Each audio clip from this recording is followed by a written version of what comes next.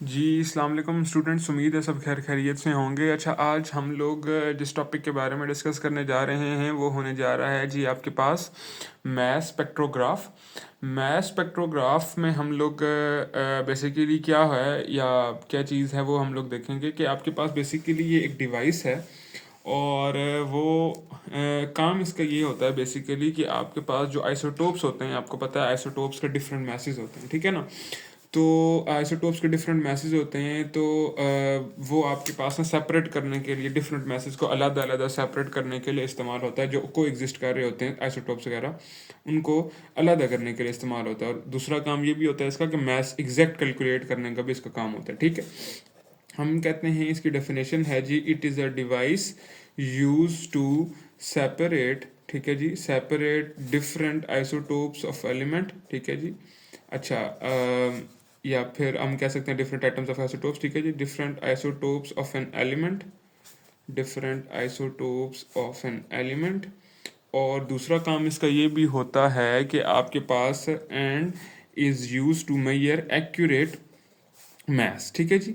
अच्छा जी, अब हम लोग ज़रा देखेंगे इस बारे में कि आपके पास ये कैलकुलेशन वगैरह जो कुछ भी है ये कैसे कर रहा होता है। उससे पहले हम लोग, आपको पता होना चाहिए कि आइसोटोप्स होते क्या हैं। आइसोटोप्स वो एटम्स होते हैं आपके पास एक ही एलिमेंट के कि जिनका मास नंबर डिफरेंट होता है, लेकिन आपके पास जो एटॉमिक नंबर होता है वो सेम होता है, ठीक है जी।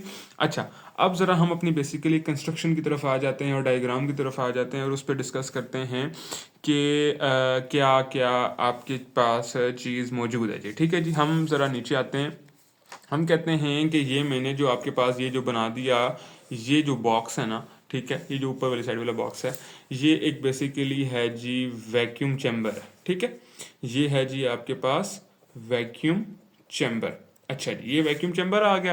और वैक्यूम चैम्बर में हमने मैग्नेटिक फील्ड, डॉट्स मैंने लगाए ना, ये डॉट्स लगे हुए बड़े बड़े डॉट्स मार्कर्स के साथ मैंने पॉइंट आउट किए हैं। ये बेसिकली आपके पास है मैग्नेटिक फील्ड है। और ये मैग्नेटिक फील्ड कौन सी वाली मैग्नेटिक फील्ड है आपको पता है। जो डॉट्स होते हैं वो रिप्रेजेंट करता है आउट ऑफ द प्लेन को, ठीक है। इसको आप लिख सकते हैं आउट ऑफ पेपर, ठीक है जी। अच्छा जी, out of paper, out of the plan भी कह सकते हैं आप इसे, ठीक है जी। अच्छा, अब ज़रा हम लोग अगली बात करते हैं कि आपके पास नेक्स्ट चीज़ें क्या हैं जी, ठीक है जी।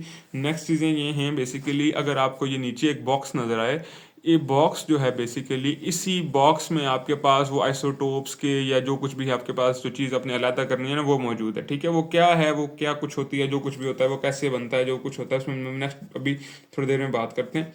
आइन सोर्स, ठीक है जी। हम कहते हैं ये होता है जी आइन सोर्स, जहाँ पे आइंस मौजूद होते हैं। और आइंस किसके मौजूद होते हैं, आइसोटोप्स के मौजूद होते हैं। इस बात पे हम दोबारा वापस आते हैं। अच्छा, उसके बाद आपके पास ये बेसिकली दो स्लिट्स लगाई जाती हैं और ये जो दो स्लिट्स होती हैं इनको आप लोग पोटेंशियल प्रोवाइड करते हैं। ये साइड पे नेगेटिव पार्ट ऑफ बैटरी लगा देते हैं, इस साइड पे पॉजिटिव पोटेंशियल दे देते हैं। साइड पे पॉजिटिव, इस साइड पे नेगेटिव। इस स्लिट को मतलब कि नेगेटिव पोटेंशियल से हमने किया हुआ है और इस साइड को हमने पॉजिटिव पोटेंशियल दिया हुआ है। बेसिकली ये इसलिए होता है कि ये जो दो स्लिट्स है ना, ये वाली स्लिट और ये वाली स्लिट, इन दोनों के दरमियान एक पोटेंशियल डिफरेंस कायम हो जाए, ठीक है।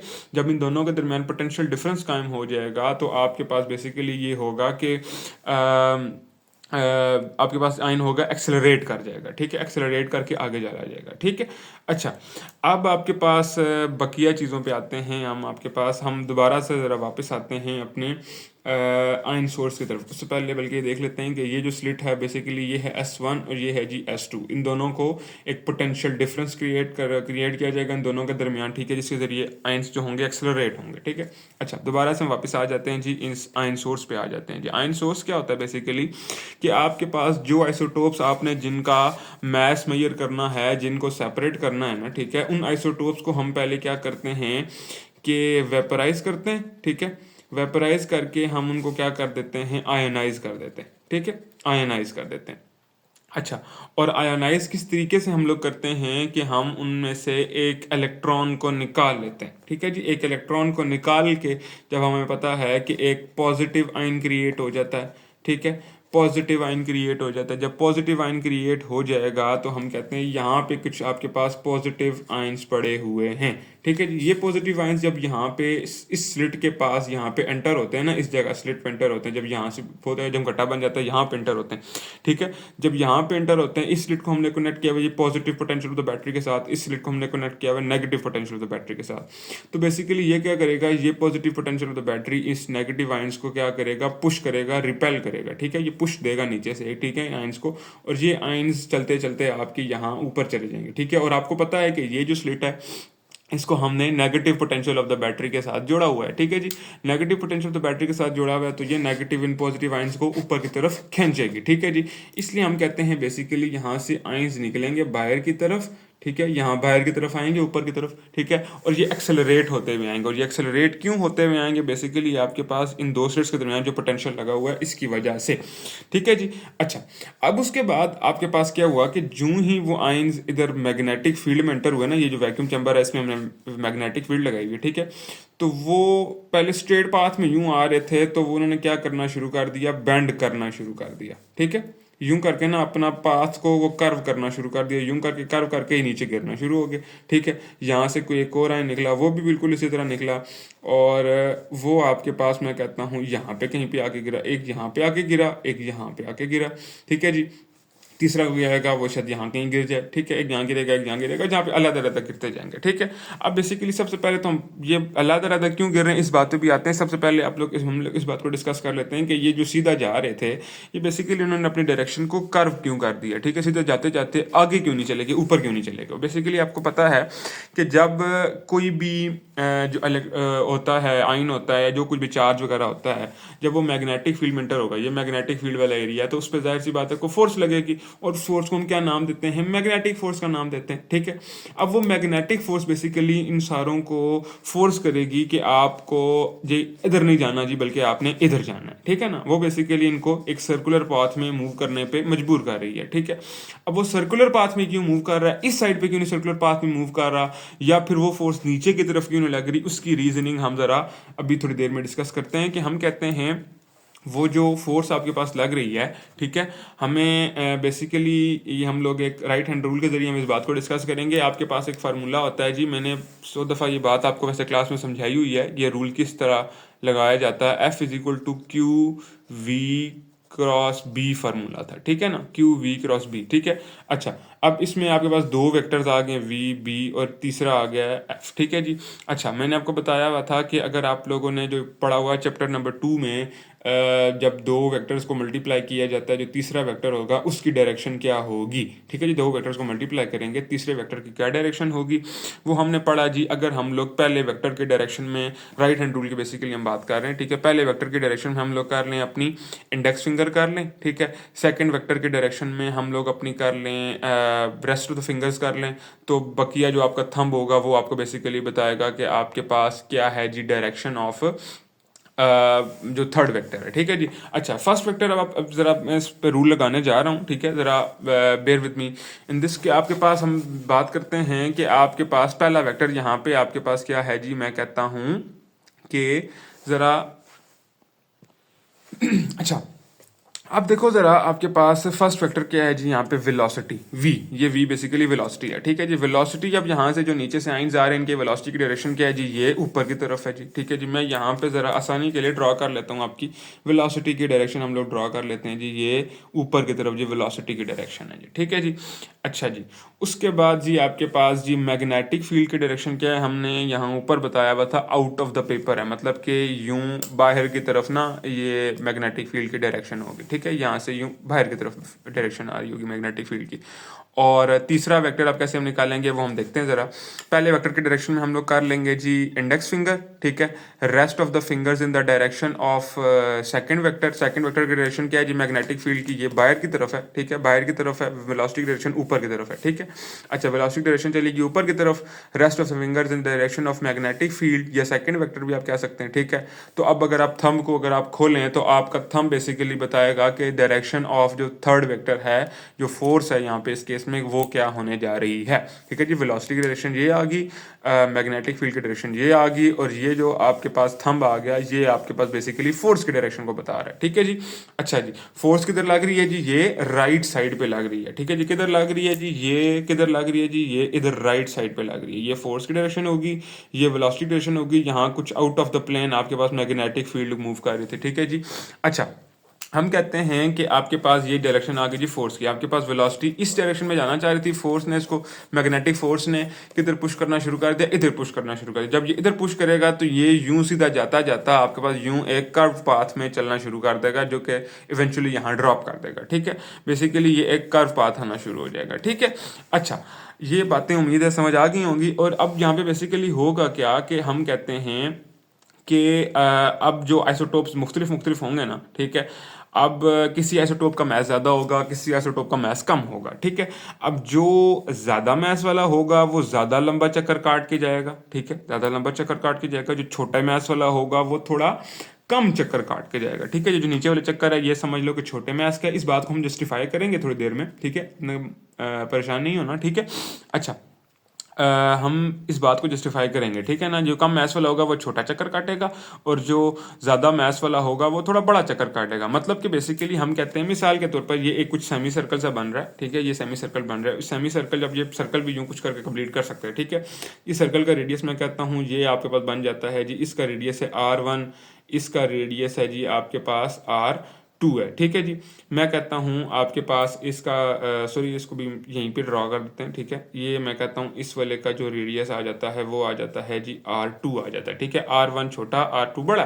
ठीक है ना, बेसिकली हमारे पास क्या बता रहे हैं, जब R1 छोटा होगा तो आपके पास छोटा मैस आएगा, R2 बड़ा होगा तो मैस बड़ा आएगा। ठीक है, अच्छा अब ये अलग अलग स्पॉट्स पे भी जाके गिरेंगे, जाहिर सी बात है, एक बड़ा चक्कर काटेगा, एक छोटा चक्कर काटेगा। ये अलग अलग स्पॉट्स पे बेसिकली जब गिरेंगे तो अलग अलग ऑर्गेनाइज होना शुरू हो जाएंगे। ठीक है, जिसका मैस ज़्यादा होगा वो थोड़ा आगे जाके गिरेगा, जिसका मैस थोड़ा कम होगा थोड़ा पीछे जाके गिरेगा, उससे पीछे जाके गिरेगा, उससे पीछे आगे गिरेगा, बेसिकली ऑर्गेनाइज होना शुरू हो जाएंगे। ठीक है, अब बेसिकली हम नेक्स्ट जो चीज़ करने जा रहे हैं, एक तो इस बात को हम लोग प्रूव करेंगे कि आपके पास ये क्या उसे कहते हैं, रेडियस और मैस का क्या आपस में रिलेशन है। और दूसरी बात, हम मैस की भी कैलकुलेशन हमने कहा था, मैस स्पेक्ट्रोग्राफ हमें करके देता है, वो हम लोग बेसिकली करने जा रहे हैं। ठीक है जी, हमने कहा जब आपके पास आयन्स एंटर हुए मैग्नेटिक फील्ड के अंदर तो हमने पीछे से उनको कुछ एक्सेलरेट किया हुआ था। ठीक है, जब वो मैग्नेटिक फील्ड में एंटर होने से पहले हमने उनको कुछ एक्सेलरेट किया हुआ था। एक्सेलरेट करने के लिए हमें कुछ ना कुछ वर्क करना पड़ा होगा। ठीक है, वर्क करना पड़ा होगा। अच्छा जी, उस वर्क की वजह से हमारे आयन्स में क्या आ गई जी, काइनेटिक एनर्जी आ गई जी। ठीक है, वर्क जो है वो काइनेटिक एनर्जी में चेंज हो गया। ठीक है, work is equal to delta kinetic energy, आप लोगों ने फर्स्ट में प्रिंसिपल पढ़ा होगा। ठीक है, वर्क एनर्जी प्रिंसिपल। अच्छा, अब ये जो वर्क है बेसिकली आपने फार्मूला पढ़ा W is equal to QV। ठीक है, W is equal to QV, ये आपने सेकंड ईयर में फर्स्ट चैप्टर में पढ़ा हुआ होगा। ठीक है, W is equal to QV, और काइनेटिक एनर्जी का फार्मूला होता है आपके पास 1/2mv²। अच्छा, बेयर दिस इन माइंड कि आपके पास जो ये वाला V है और जो ये वाला V है, ये दोनों V सेम नहीं है। ठीक है, ये वाला जो V है ये आपके पास कैपिटल V है। ठीक है, और ये पोटेंशियल को रिप्रेजेंट कर रहा है, और जो ये वाला V है ये आपके पास वेलोसिटी को रिप्रेजेंट कर रहा है, और ये स्मॉल v है। ठीक है, ये कैपिटल V है, ये स्मॉल v है, ये पोटेंशियल है और ये वेलोसिटी है। अच्छा, अब जरा हम कह रहे थे कि आपके पास यहाँ पे हम लोग कैलकुलेशन करेंगे मैथ्स की, और वो किस तरह करेंगे ज़रा करते हैं, ज़रा थोड़ा सा आगे चलेंगे। यहीं से मैथ्स नहीं निकालना आपने, थोड़ा सा आगे जाकर निकाल लेंगे। हम कहते हैं यहाँ पे इसको हम इस तरीके से लिख सकते हैं 1/2mv² is equal to QV है ना। ठीक है, इज इक्वल टू QV की जगह हम कहते हैं E चार्ज है। ठीक है, और V लिख देते हैं इसकी जगह। ठीक है, V इसी तरह, Q को हमने E के साथ रिप्लेस कर दिया। ठीक है, क्यों रिप्लेस किया, बुक में इस तरीके से कन्वेंशन दी हुई है तो हम उसी तरीके से चलते हैं, तो विदाउट आपके पास कोई हैसल फ्री काम हो। ठीक है ना। अच्छा, अब हम कहते हैं यहाँ से हम लोग बेसिकली क्या कैलकुलेट करेंगे, यहाँ पे हम लोग अगर देखो ज़रा ये V² को ज़रा इधर ही रहने दो। ठीक है, अभी हम लोग, मैंने कहा था M की वैल्यू नहीं कैलकुलेट करने जा रहे। ठीक है, अच्छा, ये V² हम क्यों अलग कर रहे हैं ये इस बात का आपको बाद में पता चल जाएगा। ठीक है, इज इक्वल टू E, मैं दोबारा कह रहा हूँ, इस V को मिक्स मत कीजिएगा। ठीक है, EV डिवाइडेड बाय ये M इधर से इधर आ गया, और ये 2 इधर मल्टीप्लाई हो जाएगा, ये बन जाएगा 2EV/m आ जाएगा। ठीक है जी। अच्छा जी, ये 2EV/m आ गया, ये V² की वैल्यू आ गई। अब यहाँ से V² की वैल्यू हम अगर V कर लें सिंपली, तो square root on both side करना पड़ेगा। ठीक है, जब स्क्वायर रूट करेंगे तो ये बन जाएगा 2EV/m और ये बन जाएगा जी स्क्वायर रूट इस साइड पे आ जाएगा। अच्छा, अब उसके बाद अब नेक्स्ट चीज़ में आ जाते हैं हम लोग। हमने अभी पीछे बात की कि आपके पास क्या उसे कहते हैं, जब आपके पास यहाँ पे एंटर हुआ क्या उसे कहते हैं चार्ज पार्टिकल, सॉरी आपके पास आयंस एंटर हुए, ठीक है जी, यहाँ पे एंटर हुए तो वो कुछ एक कर्व पाथ में मूव करना शुरू कर दे, ठीक है जी। वो कर्व पाथ में मूव किए तो आप कह सकते हो कि उसको वो एक सर्कुलर पाथ सा मूव करना शुरू कर दिया। और जब कोई बॉडी, जब कोई मास या कोई ऐसी चीज़ आपके पास सर्कुलर पाथ में मूव करती है तो हम कहते हैं उसके पास एक खास फोर्स की वजह से मूव कर रही होती है, वो सेंट्रीपिटल फोर्स होती है, ठीक है। और सेंट्रीपिटल फोर्स यहाँ पे क्यों लग रही है, जाहिर सी बात है सेंट्रीपिटल फोर्स क्यों किसी चीज़ से आती है ना, ठीक है ना, कि सोर्स तो होता है ना उसका, ठीक है, सोर्स लेस तो नहीं होती ना। सोर्स इस केस में क्या था, हमने कहा था किस चीज़ की वजह से वो गोल मूव कर रही थी जी, सीधा क्यों नहीं जा रही थी, हमने कहा था मैग्नेटिक फील्ड की वजह से। मैग्नेटिक फील्ड ने फोर्स लगाई, ठीक है जी। मतलब कि हम कह सकते हैं कि आपके पास सेंट्रीपिटल फोर्स जो है आपके पास जो है वो आपके पास इक्वल आ गई जी मैग्नेटिक फोर्स के इक्वल आ गई। एफ बी मैं मैग्नेटिक फोर्स कह रहा हूँ और एफ सी मैं कह रहा हूँ सेंट्रीपिटल फोर्स को जी, ठीक है जी। मैग्नेटिक फोर्स का आपने फार्मूला पढ़ा हुआ जी पहले, सेकंड थर्ड चैप्टर में पढ़ा होगा, ई वी और बी, यही जब फार्मूला पढ़ा जी, ठीक है जी। और सेंट्रीपिटल फोर्स का भी फार्मूला हर किसी को याद होगा, M V square by R. अच्छा, इन दोनों में ना ये वाला v और ये वाला v ये दोनों सेम है, ये दोनों वेलोसिटी वाले v हैं, इनमें से कोई भी पोटेंशियल वाला v नहीं है। तो इसमें आप लोगों ने ये भी आप लोगों ने बात मद्देनजर रखनी है, ठीक है जी। ये कि आपके पास फॉर्मूला था ना Q V B sine theta या क्यू वी बी, क्यू की जगह बेसिकली मैंने ई लिख दिया यहाँ पे। अच्छा, अब इस v को हम लोग कर सकते हैं जी, काट सकते हैं, ठीक है जी। अब यहाँ पे क्या बच जाएगा जी, आपके पास M V by R is equal to E B बन गया जी। अच्छा जी, अब देखो ज़रा हम लोग बेसिकली अब जो हम कैलकुलेशन कर रहे हैं ना, ये बेसिकली हम m की कैलकुलेशन कर रहे हैं, ठीक है जी। अच्छा, अब देखो ज़रा यहाँ पे m हम लोग कर लेंगे अलग, बकिया सारी वैल्यूज हम कर लेंगे अलग। लेकिन अगर थोड़ी देर पहले देखो, ये वाला जो v था इसकी कैलकुलेशन हमने अभी थोड़ी ऊपर की, v is equal to under root two E V by M, यही बात है, ये two E V by M, ये भी कैलकुलेशन की हमने। अच्छा जी, अब हम लोग क्या करेंगे, यहाँ पे बेसिकली इस v की वैल्यू को पुट करेंगे, ठीक है जी। इस v की वैल्यू को पुट करेंगे तो आपके पास बन जाएगा m under root two E V by M is equal to E B, ठीक। अच्छा जी, ये बन गया नीचे, सात सची में से एक चीज मिस हो गई थी, यहाँ पे एक नीचे बाय आर बी आएगा, ठीक। अच्छा जी, अब मैंने कहा था कि हम लोग बेसिकली आपके पास इक्वेशन का स्क्वायर ले लेंगे, ठीक है जी। आपके पास बन गया जी taking square on both sides, तो बन जाएगी आपके पास इक्वेशन क्या बनी थी लास्ट में, अभी हम देखते हैं ज़रा। आपके पास इक्वेशन बन गई थी जी, अच्छा जी, हम कहते हैं M square over R square, और इधर बन गया जी अंडर रूट हटेगा तो ये बन जाएगा two E V by M बन जाएगा जी, ठीक है जी। और दूसरी साइड के भी स्क्वायर लेंगे तो ये बन जाएगा जी ई स्क्वायर और बी स्क्वायर बन जाएगा जी, ठीक है जी। अच्छा जी, अब जरा देखें, ये m इस m स्क्वायर से कैंसिल हो जाएगा, ये e स्क्वायर इस e से कैंसिल हो जाएगा, ठीक है। बच जाएगा आपके पास m इस साइड में बच जाएगा, और m को हम इधर रहने देते हैं, बाकी सारी चीज़ों को हम उधर ले जाते हैं, ठीक है जी। अच्छा जी, इस साइड पे क्या क्या पहले से बचा हुआ था, ई बी बचा हुआ था जी, ठीक है जी। अच्छा, ये इधर से आर स्क्वायर हम लोग इधर मूव कर देंगे तो ये इधर मल्टीप्लाई हो जाएगा जी, ठीक है जी। ये टू इधर मल्टीप्लाई और इधर डिवाइड हो जाएगा, टू और वी दोनों, ठीक है जी। ये बन जाएगा जी टू वी बन जाएगा जी, ठीक है। इक्वेशन क्या बन गई, M is equal to E, sorry B नहीं है बी स्क्वायर है, ठीक है जी, E B square over two V R square बन जाएगा जी, ठीक है जी। अच्छा जी, ये बेसिकली जो इक्वेशन है ना आपके पास, ये इक्वेशन आपके पास देती है क्या उसे कहते हैं एम की वैल्यू, एग्जैक्ट एक्यूरेट वैल्यू देती है। अगर हमें सारी चीज़ें नॉन हों, ठीक है, तो हम लोग सारी वैल्यूज कैलकुलेट कर सकते हैं। बेसिकली आपके पास बुक में एक और चीज़ भी लिखी हुई है, M is equal to E R square over two V, और बी स्क्वायर ही हम थोड़ा अलग करके लिख दिया, इसको हमने ब्रैकेट्स में लिख दिया। ये ब्रैकेट्स में हमने क्यों लिखा कि हम लोग बेसिकली यहाँ पे देखें कि अगर आप लोग इस सारी चीज़ों को हम लोग कांस्टेंट कर लें किसी तरीके से, ठीक है, चार्ज कांस्टेंट कर लें, रेडियस जो आपके पास वो बन रहा था आपके पास वो कर्व पाथ का वो रेडियस कांस्टेंट कर लें, और वी पोटेंशियल जो प्रोवाइड कर रहे हैं वो तो हम कंट्रोल कर सकते हैं, ठीक है जी। वो अगर कांस्टेंट कर लें, और ये जो बी स्क्वायर है बेसिकली, ठीक है, यहाँ पे फिर आपके पास देखो ये इक्वेशन क्या बन जाएगी जी, M directly proportional to B square, ठीक है जी। हम बेसिकली बी स्क्वायर की वैल्यू को अगर हम लोग ऊपर नीचे करके, ठीक है, अगर हम लोग कैसे कहते हैं adjusting the value of B अगर हम करते रहें, ठीक है, बी को कंट्रोल करते रहें तो आपके पास ये अगर कांस्टेंट रहे तो मास की वैल्यू आप डिफरेंट मास वाले आइसोटोप्स को निकाल सकते हैं, ठीक है। बी को चेंज करने से डिफरेंट मास वाले आइसोटोप्स हम निकाल सकते हैं, ठीक है जी। अच्छा जी, एक और बात भी हमने की थी कि आपके पास रेडियस पे आपका मास डिपेंड करता है। इस इक्वेशन से अगर आप देखो तो m directly proportional to R square है, ठीक है जी। क्या है जी, m directly proportional to R square है, ठीक है जी। अच्छा, m directly proportional to R square है तो हम यहाँ पे ये भी कर सकते हैं ना कि कैसे कहते हैं एम के हमने बहुत पहले ये बात की थी, बिल्कुल स्टार्ट में बात की थी कि आपके पास आपके पास आयन का मास ज़्यादा होगा वो ज़्यादा बड़ा रेडियस बनाएगा, जिसका थोड़ा छोटा होगा वो थोड़ा छोटा रेडियस बनाएगा, ठीक है जी। तो M directly proportional to R square आ गया, ठीक है जी। अच्छा जी, ये बात भी आपके पास कंफर्म होगी और इस फार्मूले के जरिए बेसिकली आप लोग एग्जैक्ट मास की वैल्यू भी निकाल सकते हैं। उम्मीद है आपके पास जो मास स्पेक्ट्रोग्राफ की बेसिक्स थी और जितनी भी इन्फॉर्मेशन हमने एडवांस डिस्कस की हैं वो आपको क्लियर होगी नहीं होंगी। फिलहाल के लिए इतना ही, अल्लाह हाफिज़।